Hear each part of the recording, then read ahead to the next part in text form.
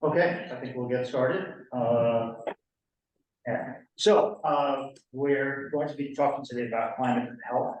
As it says here, we're physicians, public health, and climate researchers meet and interact with people in the ecosystem.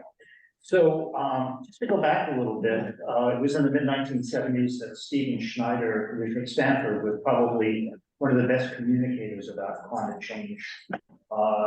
In many different media, and also started as a mechanical engineer.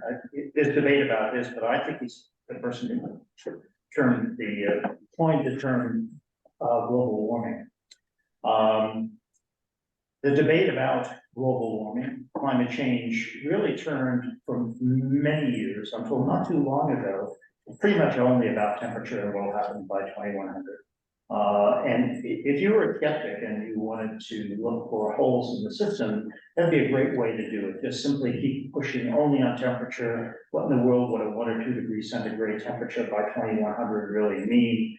And all along, I think many people have thought that there obviously are big impacts related to warming. And one of the ones that I had the great honor, privilege to work with was a fellow by the name of Paul Epstein. He was a tropical physician, ended up being the associate director at Harvard Public Health. And he went around speaking to primarily people in the medical field about climate change and health implications of climate change.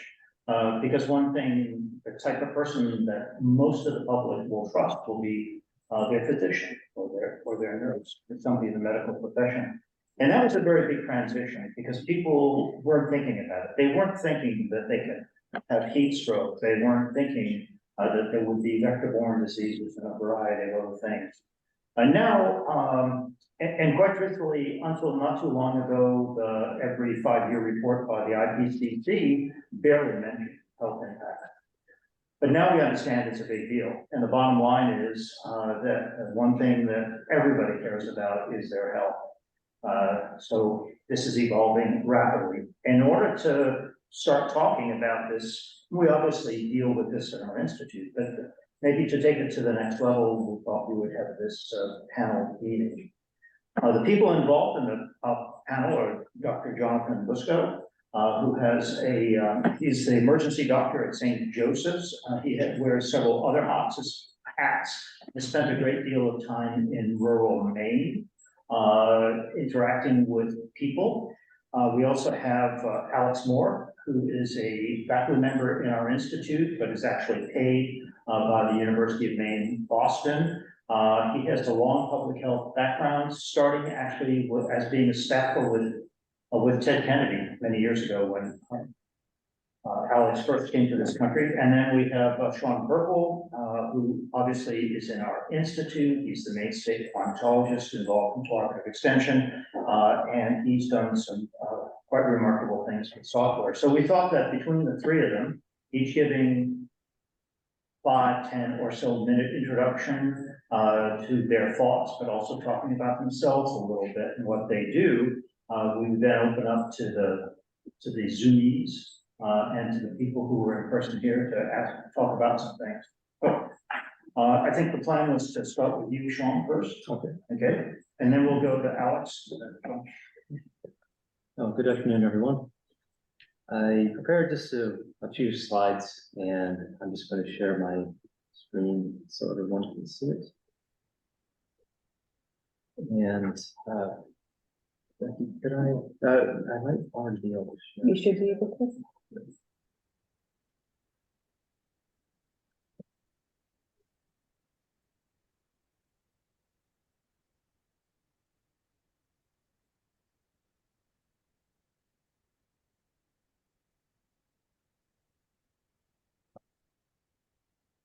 Okay, I thought it'd be helpful to step through a few key slides, just setting the stage for Maine's changing climate and some of the health impacts associated with that.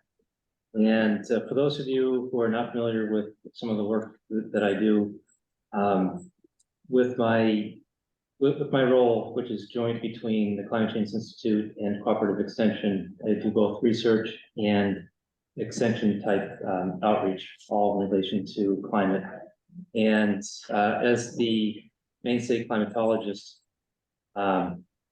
in that role, I provide what's called climate services. And so that's providing climate data, climate and weather data and information and interpretation to facilitate policy making and decision making in general. And so along those lines, this interfaces with my research on climate variability, as well as developing climate data products and data visualization, such as through Climate Reanalyzer and the Maine Climate Office website. And so having said that, now I'd like to just step through a few key slides. The first one, changes in temperature across Maine over the past little more than a century. There's been about a 3 degree Fahrenheit increase in the mean annual temperature. There's been more warming in winter as opposed to summer, but on the mean annual, about 3 degrees Fahrenheit. And there's year-to-year variability, there's decadal variability, but an overall upward trend. And this is also associated with a rise in overnight low temperature. And overnight low temperatures are increasing more than overnight highs, related to there being warmer oceans, more evaporation of water into the atmosphere that makes the atmosphere more humid and brief. And when we project into the future using climate models, this figure here shows the historical time series that you saw in the previous slide. And then from that are scenarios of future greenhouse gas emissions, or future temperatures based on greenhouse gas emissions, from low emissions to high emission scenarios. And in general, by 2100, we expect anywhere from a 2 to 10 degree Fahrenheit warming of the mean annual. And so that's a modest change up to a drastic change in Maine's climate. And you can also see in this slide the cloud of uncertainty associated with the various scenarios. And now in relation to the temperature warming, there are many other things involved, but to tie in how the increasing temperatures, which some might say, well, an increase of 1 degree Fahrenheit mean annual, that's not much, or 2 or 3. But how that affects natural systems is very large, and also how it impacts human health. And so in terms of, for example, projected number of degree days of high heat, where the heat index is greater than or equal to 95 Fahrenheit, this is from Maine's Climate Future 2015. And you see that in particular, especially in southern Maine, an increase of more than a doubling of these high heat days. And we'll get towards central Maine, Bangor area, from 3 days of high heat over 95 degrees Fahrenheit up to 10 days. And then not as much up in Aroostook County, but an increase. And now this is just for one threshold. There are other thresholds we could look at. We could look at the 85 degree, which could still be considerable because of we consider the effects of overnight temperatures and on our ability to cool down at night. So this particular graphic, it's just looking at one, for this particular report, we chose one threshold, but there's a number of different ways we could look at this to assess the actual impact and significance in the future. And then also relates to warming temperature with linkages to human health impacts. The overall shift and change in the annual cycle of temperature. And so if we look at this figure here, it shows the annual cycle for 3 different time periods. These are monthly means averaged over, in the blue line, it's a period of 1895 to 1914. That was chosen so that we could have 100 years later the same time period, which is shown in brown, 1995 to 2014, and then projected mid-century, centered on about 2050. And the take-home message here is that when we look at the projected temperature for Maine from climate models in relation to historical climatology, we find that there's this overall lengthening of the warm season and a reduction of the cold season or the winter season. And that amounts to about 2 weeks over the past century, and by 2050, an additional 2 weeks.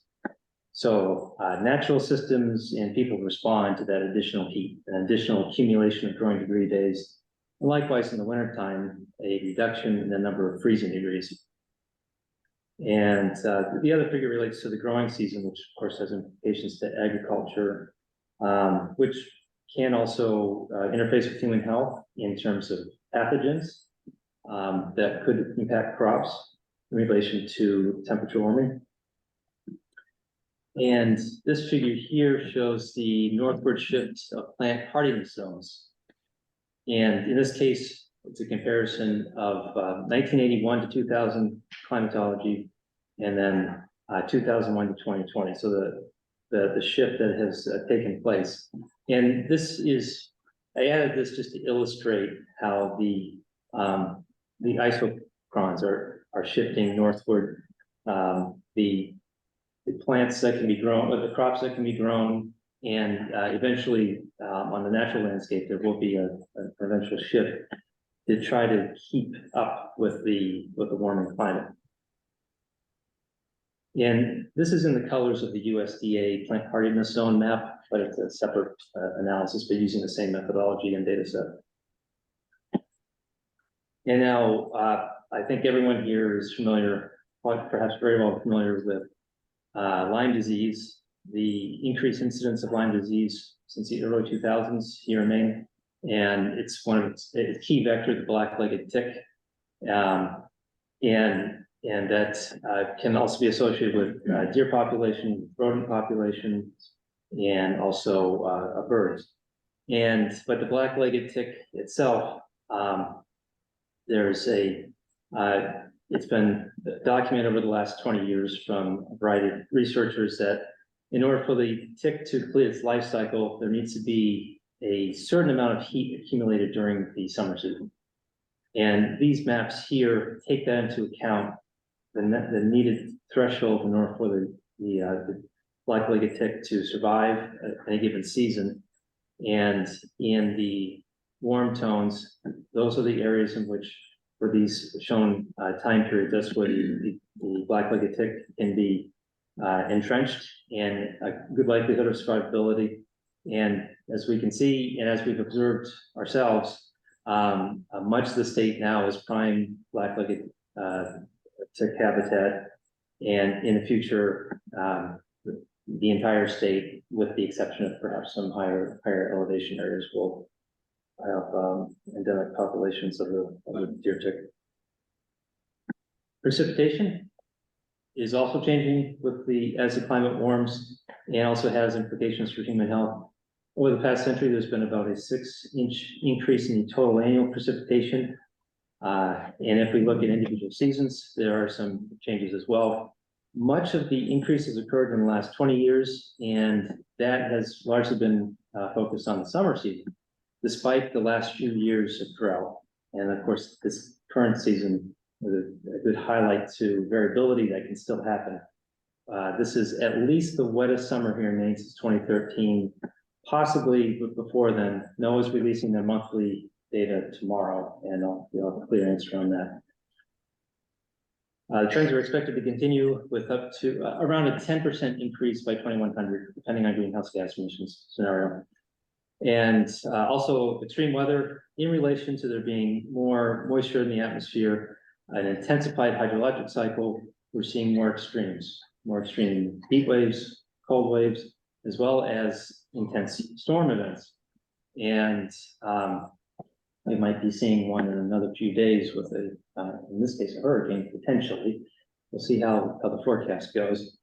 But when there are periods of heavy rain, inches falling within a matter of hours, the runoff can reduce water quality.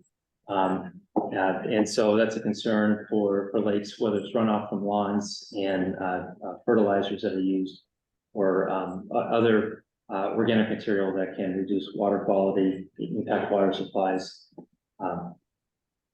And And then the last thing I wanted to mention was air quality and the Institute's 10 Green website. 10 Green is an air quality mapping utility that we first developed over 10 years ago, and the site has been revamped. We're just about to release it, but the long story short, there is also a climate linkage to air quality in that particularly in areas that where drought is becoming more predominant, a longer dry season increases the potential or likelihood of fires. We've seen in recent years, there have been record fires in many parts of North America, other parts of the world. Now, this is nuanced because many of these fires are ultimately human set, but the climate boundary conditions can facilitate these, and especially the longer fire season can intensify or increase the risk of all this. And with that, I think I'm going to Thank you, jump Sean. over. Thank you. Great. It will wait for questions and discussions until all three presenters finish. Alex, if you're available.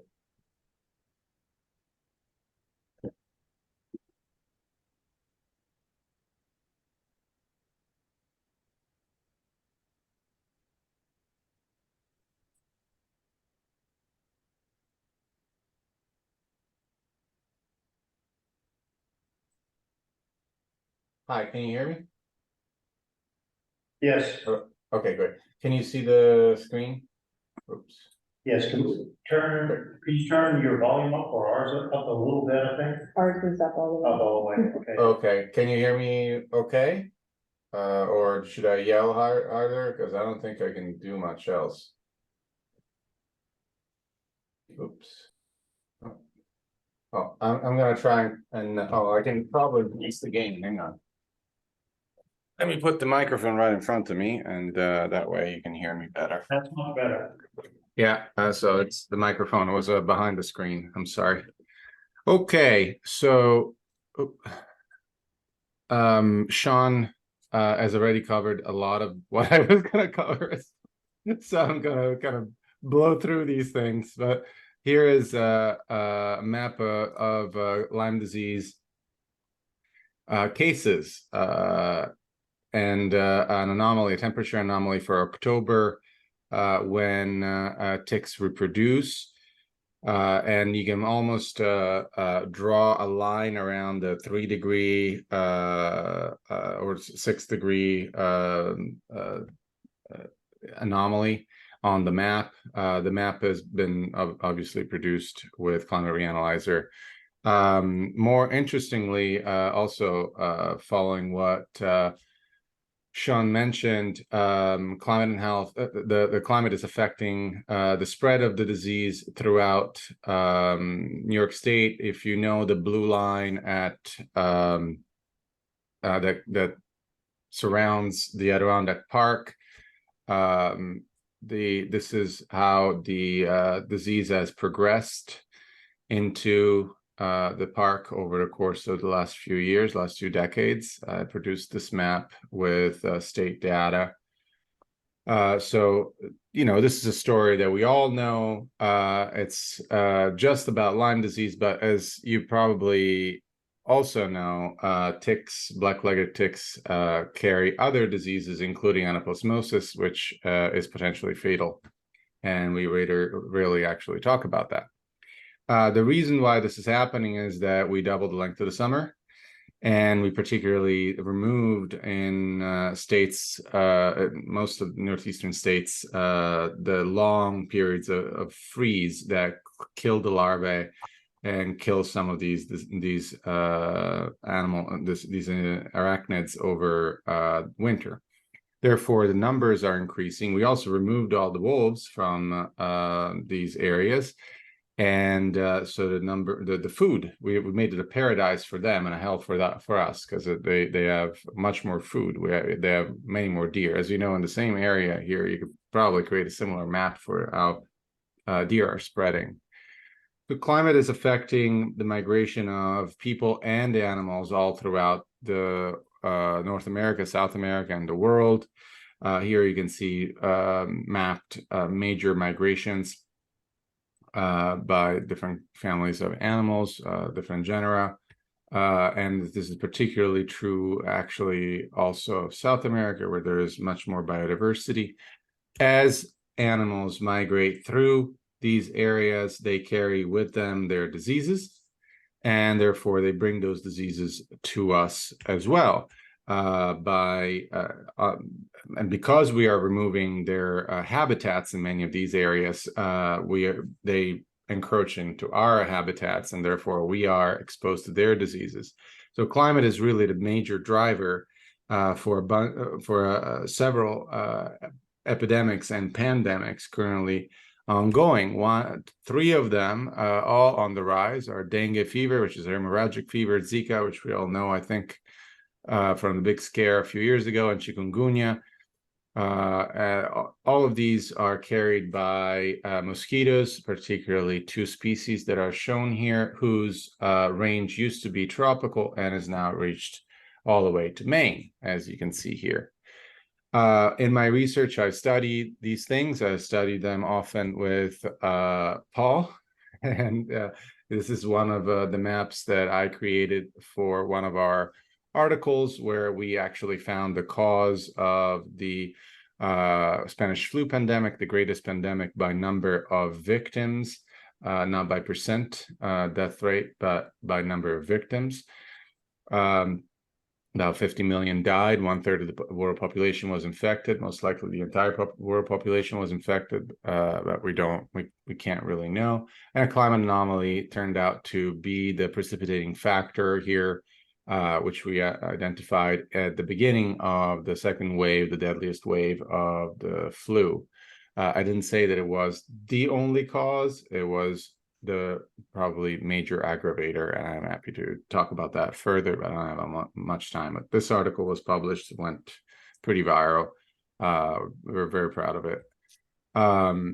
Most recently, as you probably have experienced, if not heard on the news, we've experienced, most of the United States have experienced triple-digit temperatures. And this is one of the tools that Sean has made available to all of us, an outstanding map of heat index through Climate Reanalyzer. I absolutely love this map. I want to embed it in my website. Heat indices are not very common. They're not easily obtained for specific areas of the world. So this tool that Sean has created is absolutely essential. And it really gives you an idea of what we're witnessing. We're witnessing climate change. We're witnessing not a 2-degree world, but a 6-degree world or a 7-degree world in many places, in North America, particularly if you limit it to heat islands and therefore urban areas. This is a map of what Sean was mentioning for Maine. This is a map of the entire United States and what we expect in a scenario where we don't do anything about greenhouse gases, which is where we're headed. Most of the United States are going to have 1/3 of the year above 90 degrees. And we cannot stand above 90-degree temperatures for very long because what happens, particularly with high humidity, is that the body cannot sweat. Cannot cool off. So particularly when you go above the 98-degree temperature, which is where our normal temperature is, the body really cannot cool itself, and humidity makes it even harder. And that's why a heat index map, which combines humidity and heat, is so key. By the numbers, 69% of heat-related deaths happen with patients with a cardiovascular condition. As you probably know, cardiovascular disease is the #1 killer in the United States and elsewhere in developed countries. And they often occur in urban areas, 81%, and usually among minority who have no access to ways to cool off, particularly air conditioning. They're also the most underdiagnosed conditions, and people, give these testimonies about how they experienced their first heat stroke. doing things that are absolutely irresponsible, as described by this woman. And of course, this is becoming a serious issue in most of our cities because we have such a problem with unhoused people. And mayors all around the United States are witnessing major epidemics of heat strokes, essentially, in their cities during the triple-digit days. And I have to have one slide about this because it's near and dear to my heart and Paul's heart. A lot of people leave their pets in cars, and they don't understand that this actually can kill them a lot faster than they can kill us. So it's affecting all animals all over, domestic and not. And these diseases, you can map the spread of these diseases through DNA, which I also do. As you can see here, this is a map of the spread of Zika, which is actually a Southeast Asian disease. This is Ebola. I don't know why it's going so fast. And this is H1N1. And H1N1 is also carried by birds, as Sean already mentioned. Birds are a major carrier of several of these diseases, and their migration patterns are being altered because they are staying put longer in places where they're warm, where it's warm, and rather than migrating according to the seasons as they used to. So that's the end of my slideshow. I work on all of this stuff at a news center that's whose logo is right here, and that I'm starting at UMass Boston. And actually, Paul is a partner in this, and UMaine is a partner in this, particularly Climate Change Institute. We just started a new center for a new program for to educate the faculty on how to get our information to reporters, and we'll have actually a network with reporters forged in this new program, with reporters teaching us every week how to do that, how to get our message to the main news channels so that we may fight climate and health misinformation. Thank you so much for your time, and I'm happy to take questions later. Thank you, Alex. Jonathan? All right, so I suspect that the newest phase.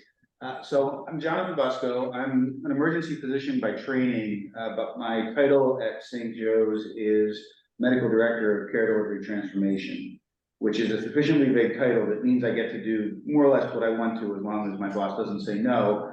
And what that's led me to is mostly work around healthcare access, particularly in rural and frontier parts of Maine and throughout the world. I'm working collaboratively with some physicians in Västerbotten County in Sweden, which is Maine turned sideways in terms of the distribution of healthcare resources and access. And as part of access, and as a consequence of the pandemic, telemedicine and its impact on access has been an important part of my work. Now, telemedicine is a form of transportation. And so when we think about healthcare, and we think about healthcare, when I originally approached Paul, this was a two-sided discussion. The one side is the impact of climate change on health. And the other side, particularly in the US, is the impact of the healthcare system on climate change. And it's a bi-directional impact. So in the US, the healthcare system contributes somewhere between 8 and 9% of greenhouse gas emissions.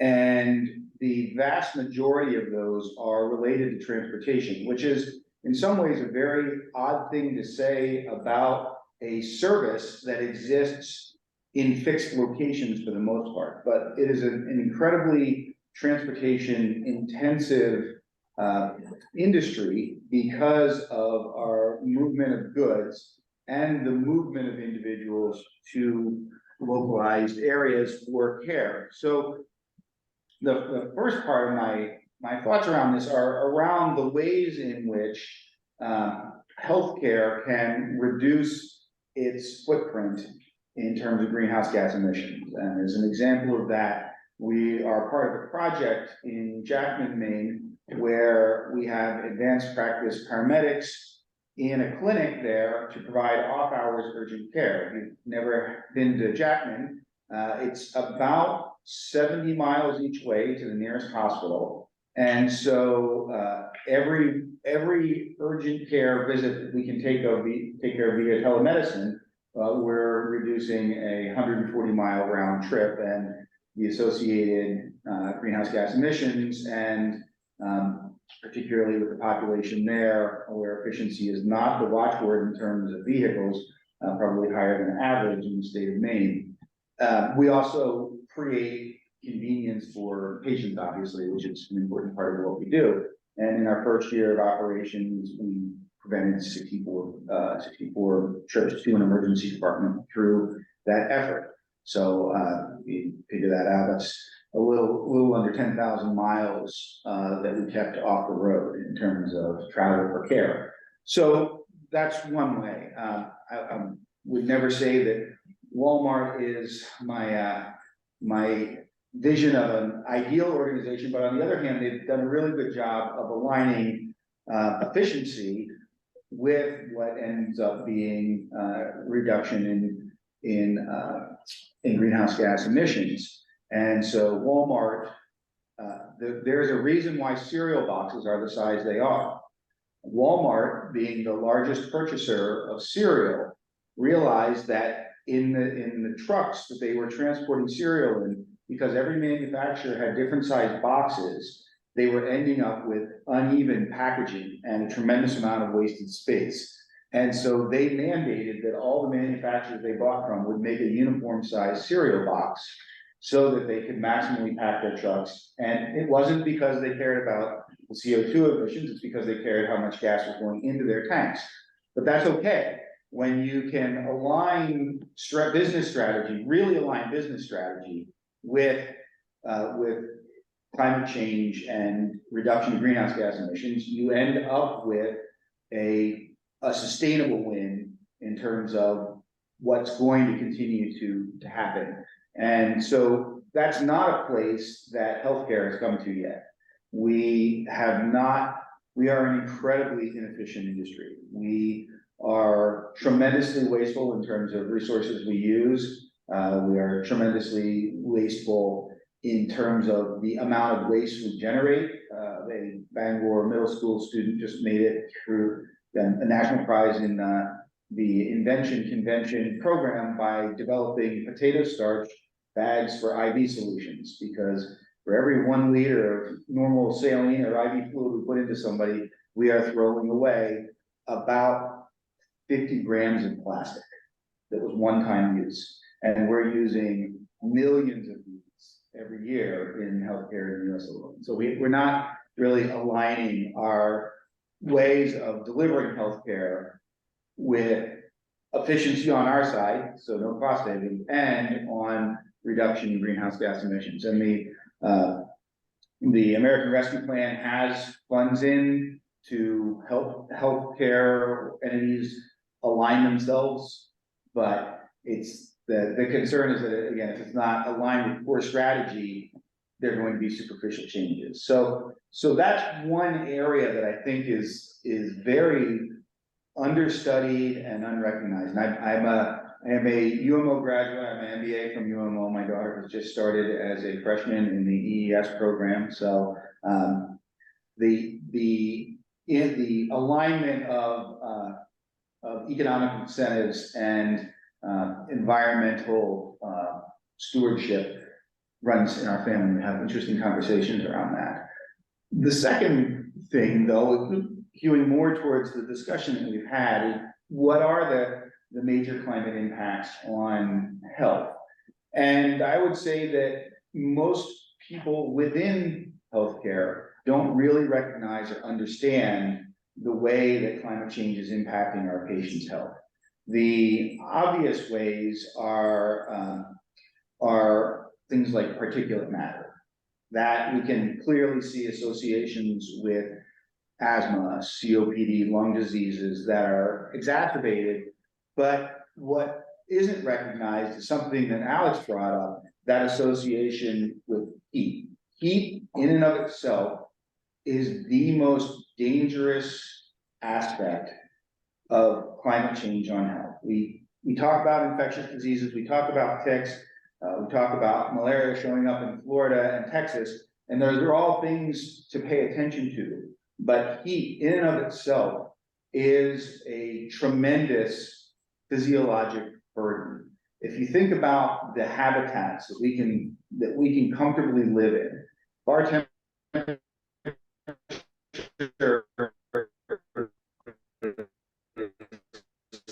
somewhere around 37 degrees Celsius. At 37 degrees, we can't 35, 34 degrees. Our periphery is somewhere around 34, our core is around 37 to 37.5 degrees, varying throughout the day. We don't do heat well. We do cold really well. We can go to cold places and with very minimal adaptation survive without a tremendous burden. We can eat more and generate the heat that we need, but we can't generate cool. So if we think about things like heat waves and as Sean mentioned, this increasing nighttime temperature, the increasing number of heat index greater than 95-degree days, that's what's going to have the biggest, and because it's so unrecognized, the most impactful but unaddressed issue in healthcare related to climate change. We're simply not, as a healthcare community, identifying that, nor Paul pointed out, until 5 years ago or so ago, had that been really on the forefront of people's minds as we talk about climate change. So how many of you slept better last night than you did most of last week? Even something as simple as heat impact on sleep contributes to heart attack, diabetes, destabilization of other chronic diseases, psychosis, behavioral health. Very clearly profound impact. So a secondary impact, you don't sleep so well, you go crazy. And people come in routinely to the emergency department, not realizing why they're so anxious and agitated and they feel so poorly. Well, how did you sleep? Well, it's been really hot. I haven't slept well the last few nights. Well, that's what's going on. And it's the connections aren't there. We're making the primary connection. Okay, you're sleeping poorly. That's why things are worse. We might make the secondary connection. Well, it's because it's been hot the last few days, and there's the very human tendency to confuse weather with climate. And so we say, but okay, it's going to cool down. But we don't think about the long-term impact of this increasing number of days where we're seeing these higher temperatures. And so that the health impacts of heat are going to be the most profound and are the ones that in some ways are the least well recognized. I have a background in emergency management. And so FEMA disaster response is most of my training experience down in North Carolina. And there, when there's a hurricane, we get that. And when there's an increasing frequency of hurricanes, and we can say that there's a reasonable statistical probability that it's climate change that's driving them, we see that. We see the destruction. But when there are multiple 100 plus, 110 plus degree days in Phoenix, well, it's Phoenix. They're in the middle of a desert. Yes, it's a dry heat, but an oven's dry heat. What were people expecting? We're not putting those pieces together. And so part of this, how many of you are familiar with the term fish storm? So it encompasses this really nice emergency management philosophy, which is that hurricanes are amazing meteorological events until they interact with human beings. And that's when they become disasters and when we have to go to work. And in a lot of ways, I think that talking about 1 to 2 degree changes, we see that as a fish storm. Okay, it's a little warmer, the growing season a little longer, maybe we can't go sledding quite as long. We're not seeing the way it interacts with human health. So we're missing that this is not a fish storm. that in fact, these few degree changes are profoundly impactful on human health. And I think that has the downside of we haven't recognized it, but it also has the upside of people care about their health. People really, really, really care about their health. They care about property, they care about things they can see. And so as we begin to get better at understanding how it is that something like a 1 to 2 degree change isn't just a little bit warmer, but in fact is impacting all of these elements of our health, the infectious diseases, but also the heat impacts, then I think that we have a greater engagement as well. Because, I mean, let's be honest, if what we were seeing here were happening on another terrestrial type planet somewhere else, would we really care that it was getting hotter? We would care from a climatological perspective of this is one of the coolest things we've ever seen, that the temperature is changing this quickly and we're going to see how there are massive changes in this other place. But it's not us. And so you don't get the broader engagement of how important this is. But I think we're at a place now where we can think about, we can really think about climate change and its connection to health, and bringing that together, improve engagement, because it's what people care about, and we're hearing more talk about that. Thank you. Well, that was a great overview by everybody. In fact, I'm going to suggest that, assuming nobody objects, including the people who ask questions, we're going to post this entire thing on our news portion of the site. So, questions by people? Maine doesn't have, Maine has a lot of buildings and houses that don't have air conditioning still, that's right? Yes. Sean and I looked into this with the CDC some years ago. Is part of the workaround, because the temperatures are going up, that infrastructure of that sort has got to be vastly improved, in particular schools? I mean, you're hearing down in Boston, they had shut schools down, or just past week. Absolutely. I think that in that sense, we're well behind the South. You know, I lived in Charlotte, I lived on coastal North Carolina.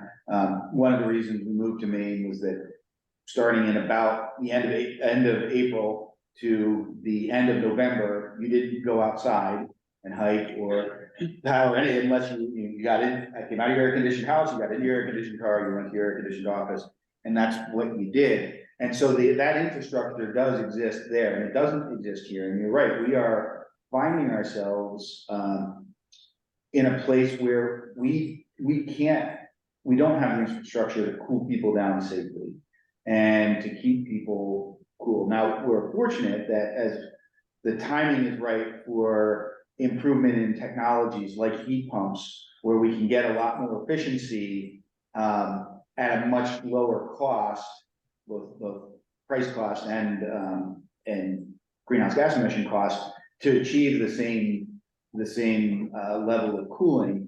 In some ways, we're sort of where, if you look at a lot of countries that have not developed a widespread telecommunication network, they've completely skipped over laying lines to simply go with cellular and microwave. Well, that's a huge cost saving and incredibly efficient. We may actually, fortunately, be in the same place to be able to say, we do need this infrastructure, and now it's a lot cheaper than it would have been had we worked our way up to it over the years. May I answer Kirk's question as well, just very briefly? I think it was Kirk, I don't know. Yeah. So the thing about fixing temperatures, particularly in heat islands, cities, with more air conditioning is that it also makes things a lot worse for everybody who's actually outside, because the air conditioners spit out hot air themselves. And so, in fact, infrastructure that is active actively cooling is not necessarily a desirable option, and unfortunately, we haven't quite gotten there yet. But there are options for this, and one of these is represented by this type of work here that I'm sharing now. It's basically heat abatement technology that creates passive housing, passive paint, if you will, that reduces heat absorptions to indoor spaces by 30%. If you want, you can think about it as sunscreen for a home, and that's where a lot of the infrastructure is going. Where the new investments are going. And I just wanted to show you all this graph I made just for that foundation, actually, using climate reanalyzer data. This is summer and temperature anomalies for 60 cities in the United States. And you can see that, at worst, we have a 6 degree Fahrenheit, not Celsius, change. And Las Vegas has got the worst anomaly. But if you look at some of the other places that are at the top here, there are places that you don't expect. Portland, you get Anchorage, Alaska, warming a lot faster than Phoenix. And that's really, it kind of gives you an idea of the scale of what was just described, in the last talk. It's going to affect 80% of people, because 80% of people are in cities. And the other infrastructure that we really got to think about is the hospitals, just like the doctor just said, because we're not built to handle this at all or diagnose it. In fact, there's a whole the whole consortium for education and climate and health, which is housed at Columbia University. It's trying to train healthcare workers to recognize these things and to recognize heat related stress, and it's extremely challenging. We don't really know how to do this yet. It's not broadly implemented. I work in public health. We don't teach it. It's nowhere. I'm building the program as we speak at UMass Boston, and I think we're one of the very few programs that have several courses in it. But I was looking for inspiration. There's nothing out there. Just one other thing to Alex's point. So that a nice simulation came out earlier this summer. You probably saw it on what would happen if in Phoenix, if a blackout coincided with a heat wave, which of course we know blackouts coincide with heat waves. Well, the estimation was that within a few days, half the population of Phoenix, 800,000 people, would need emergency department or hospital level care. So there are less than 1,000 emergency department beds in Phoenix.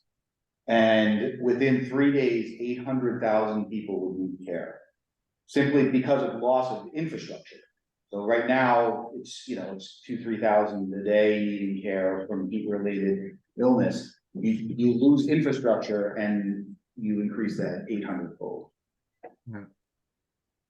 Is there a way that people, individuals in their own homes in Phoenix or elsewhere, need to be educated on how in that emergency to keep themselves cooler in the absence of the air conditioning that they don't know about? That could save a lot of people, right? I think so. I think that people are woefully uneducated as to how to self-care in a more austere environment, hot or cold, obviously.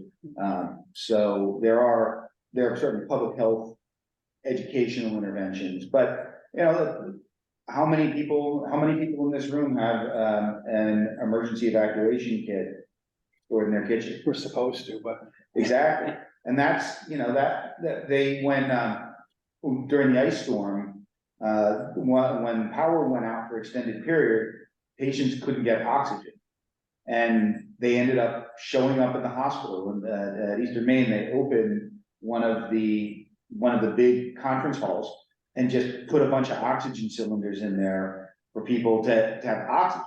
I mean, this isn't heat, this isn't some huge wondrous medical technology that they didn't have access to. It was tanks of oxygen and oxygen concentrators, simply because of loss of power. So we can try to educate our way out of some of this in terms of public education, but so far in emergency preparedness, that has not done us as well as we would hope. Yeah, this next question, but I'd just like to jump in for a second about this, because when you mentioned that from a health point of view, heat is the biggest issue, I don't know that that's something that we would have all necessarily thought about immediately. We tend to think about ticks, various other things, but it raises, and following Kirk just said, it raises the point that children are well educated about, ideally about what they should eat. You should exercise, but and what you should wear when it's cold. But nobody ever really gets educated about how you should dress and what you should do in very warm weather. And there are cultures that know how to do this. You want to wear certain types of clothing that absorb sweat. You want to have water with you. You want to cover yourself up, which doesn't seem intuitive to a lot of people. So this would be a very important thing. There is heat reflective clothing, although actually it turns out to be largely made out of poly products, which is not very good because it holds heat in. And the other thing is that we're in a culture in which you're not supposed to sweat. But sweating is exactly what you need. Sweating ought to become something that's a little bit more acceptable than it is now. Yeah. Just 2 points. As the climate warms and we all put heat pumps into our homes to cool ourselves down, there's another potential health hazard there, and that's mold. Because our homes aren't actually constructed for cooling, and so the walls are made to keep us warm, but not to keep us cool. And so you can get a condensation point within the wall, you can get mold growing inside your wall. So anyway, aside from that, my question for you, Jonathan, is that I was wondering, with the climate action planning you're doing at St. Joseph's, looking at carbon emissions and things like that, footprints, are you working with a team? So there is a team. My work sort of is more peripheral because it's to the outside and trying to reduce the transportation impacts. But yes, even there, the team, I will say this is good. The focus is on mostly improved efficiency. And so the low hanging fruit of what can we use less of as our first step. Yeah. And I think one of the problems is that when goals are set, they're often set that they can be met by the easier low hanging fruit decisions than by the decisions that are going to have a long-term effect. I remember 15 years ago, when I was at Eastern Maine, there was a massive savings, about $100,000 a year, which was identified by one of the housekeeping environmental services folks, that they were bringing in, anytime a patient was roomed, they were bringing in 4 sets of sheets and towels and everything else into the room. So if the patient stayed 2 days, 50% of what was in that room was never used, but had to be washed because it was in the room of a sick patient. And by simply storing everything outside and bringing it in, they were able to achieve $100,000 in savings, and this amount of water and this amount of carbon dioxide, and that's great. And we absolutely want that to happen. But when if the goals for healthcare are set too low, which I think they really are, you're going to do those things and you're never going to think about your core operations and the way you're delivering care and the way you're accessing materials and supplies in a meaningful way to make a larger sustainable impact. Because a lot of those things are just one-offs. Yeah, I think one use and throw. Yeah. Yeah, so I do a lot of energy efficiency assessment, different types of buildings here on this campus, and our research buildings are hugely energy intensive, some more than others, but one of the only things that actually eclipses that is the healthcare industry, where if you want to look at an energy intensive building, you look at hospital. How an energy efficient hospital is built. But the reason why I asked about the routine is because I was contacted recently by Northern Light Health. And they're doing a big push right now for climate action planning and energy efficiency, and I wondered if they contacted you or. No, they haven't reached out to us, and we're part of a 3 hospital and 14 post-acute nursing home system, so it's sort of concentrated in corporate leadership at this point, and then some local action. Yes, they're doing a big push across the state, for 12,000 employees, I think it's like 37 locations. Should be interesting. Yeah, I'd like to see. I wonder if you would be open to talking to them at some point. It seems Yeah. like they're putting out feelers for any and all ideas. Yeah, absolutely. Excellent. Yeah, they also have something that they call, it's like their TED Talk.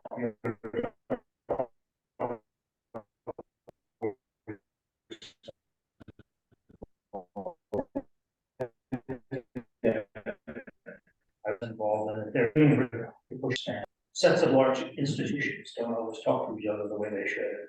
I mean, I wonder if we were like maybe trying to bring together like a coalition of healthcare units. It probably would be, Their because idea. we do end up with these accidental efficiencies that then go away because we didn't realize that they were efficiencies. So for example, we don't, with the 2 hospitals, don't stock every possible medication that's available. We have an agreement at St. Joe's with Eastern Maine that if we need something, we just run over and grab it.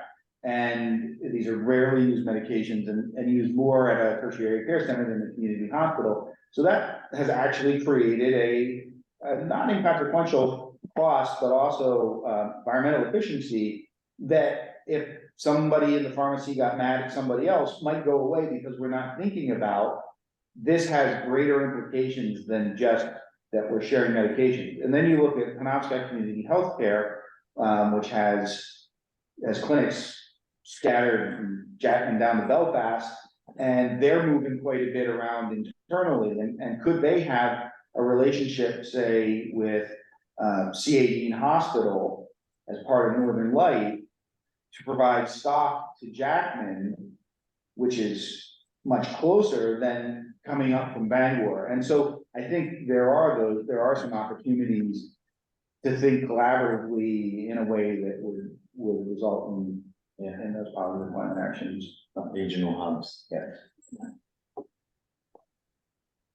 To echo Jonathan's last point, I want to highlight one efficiency, and I thought that actually the pandemic provided a lot of those situations where we found efficiencies that we didn't know existed, or we did know existed, but we were forced to use until the pandemic came along.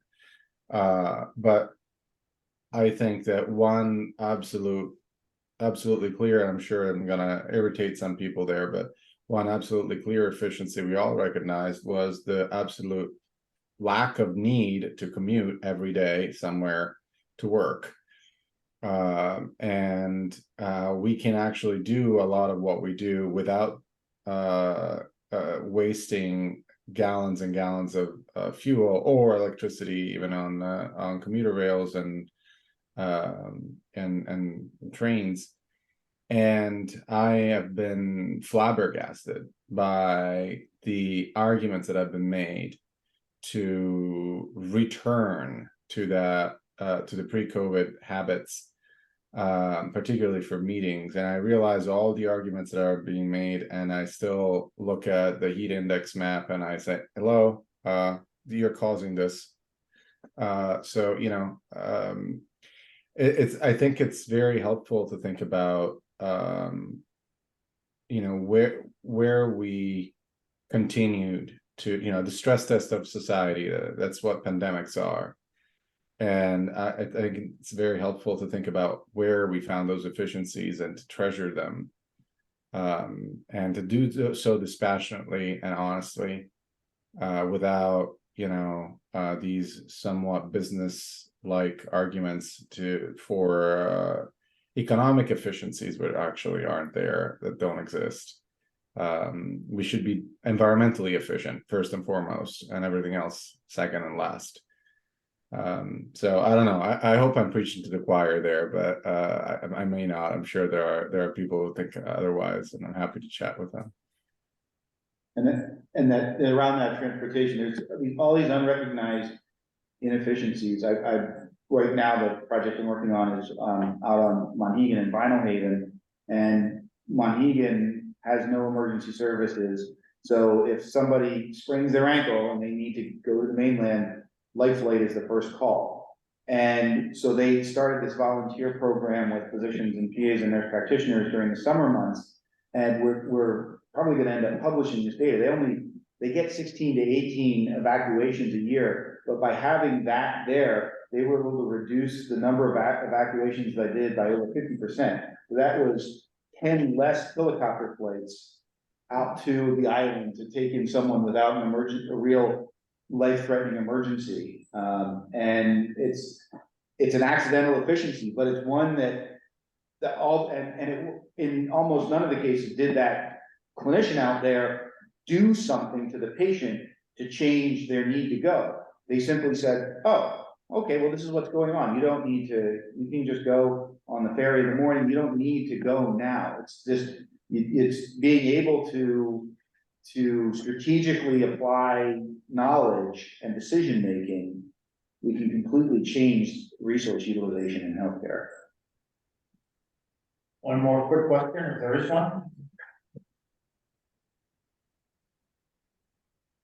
Hey, Paul, Okay. Paul, this is Ray. Can I just capstone this? Sure. So I just joined the Institute as an external associate a couple of months ago. Good to see you all. Good to be part of the discussion. Great discussion. But I am a senior advisor with the World Bank and USAID, so I look at these things in a global context. And some of the things that I'm hearing are about direct impacts on health. And I can tell you in West Africa and Central Africa right now, we're seeing rapid climate change impact food insecurity, livelihoods, conflict and violence, service deficits like availability of water, which has gender impacts, and health impacts on children. And all of these are amplifiers of deficits on public health. They may not have direct application in Maine right now or North America, but when we zoom out to the global context, it becomes increasingly difficult to disaggregate these amplifiers like food insecurity, livelihoods, and conflict and violence, which also have health impacts, but yet are connected in correlates of climate change. So I just wanted to capstone that we should keep that in the mirror, maybe not in North America yet, and hopefully not anytime soon, but certainly in a global context, public health outcomes also depend on how climate impacts these other factors as well. Back to you. 22 years ago today, I was in an ambulance convoy going from Albany to New York City. And you are absolutely right. And it hasn't impacted North America. The spillover from that, that's what drives the desperation. And for CCI, that was a great point, Ray, because that's what we do. We don't just work in Maine, we work globally. And we understand that what happens globally has great impacts on Maine, North America, everywhere else. With that, we'll end. Thank you so much from everybody. I think that was a really worthwhile hour. Thank you for all of your contributions. Sean, Alex. Thank you for the invitation. Take care. Thanks.